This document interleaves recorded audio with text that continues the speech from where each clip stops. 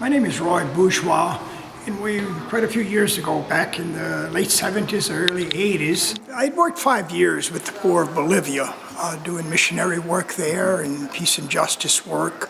Got in trouble. It was a dictatorship. I was expelled from the country after 5 years, which was very difficult. And then Maranola assigned me to our Marano work in the Midwest, based in Chicago. And it was there that I moved into the Catholic Worker House in Chicago. And that was my introduction to the Catholic workers here in Des Moines. We worked very closely together. I remember so well happy memories of our retreats at Sugar Creek in Sugar Creek, Iowa. Wow, kindred spirits. It was just a lot of memories of happiness and joy, community. And I remember our trips together to the Pentagon. And those are the good old days, I thought. I mean, we got busted together, went off to prison together.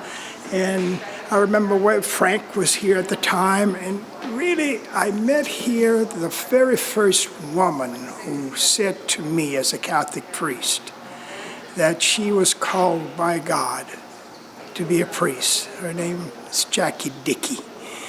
And I remember she was the first woman I met.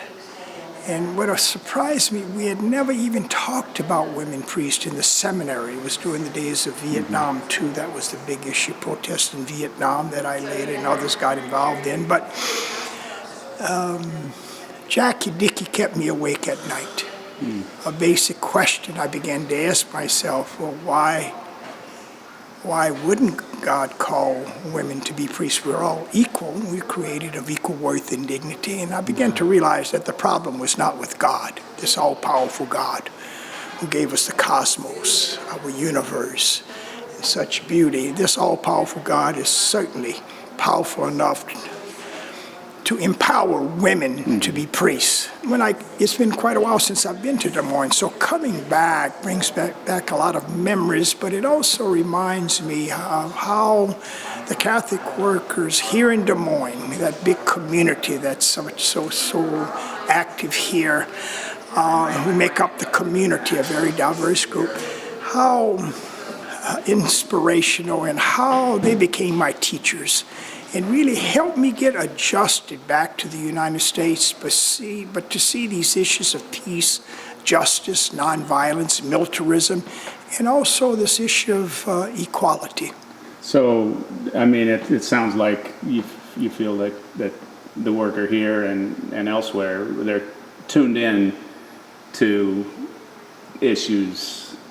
the issues that really are important. Oh, without a doubt. Oh, without a doubt. I mean, I was so focused there in Bolivia, in the barrio, in this slum, working with the poorest of the poor, the suffering poor, under a brutal dictatorship, General Banzer, that our country, the United States, was supporting with millions of dollars in military. And so staying at so many in my travels, staying at the Catholic worker houses there, but they're just fond memories of many places. But this one, I mean, it was the beginning when I first came back from Bolivia. It was my introduction to the Catholic worker movement, the Des Moines Catholic worker house. Is there anything you'd like to say to the Des Moines group in going forward?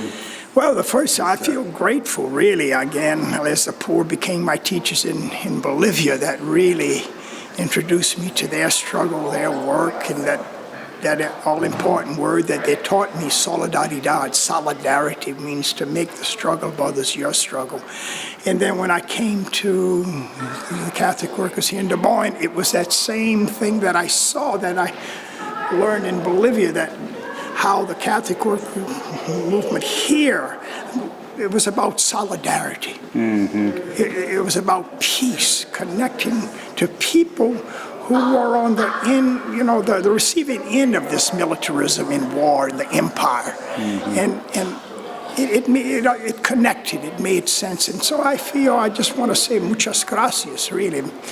Many thanks, and also 40 years, an anniversary. This is sacred. I mean, there's been so many good things that has happened, and I just got a glimpse of that when I would come here and work together.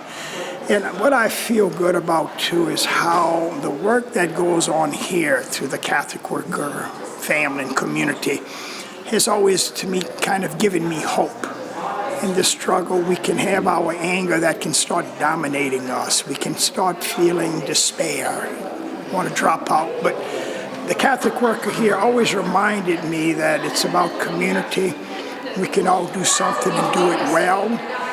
And we have to hold on to our hope and joy. And this, I find, is at the very core of what the Catholic work is doing here, helping people who are really struggling, the homeless, the victims of violence and the empire, the militarism, helping people hold on to hope and joy. Beautiful, beautiful, perfect. All right.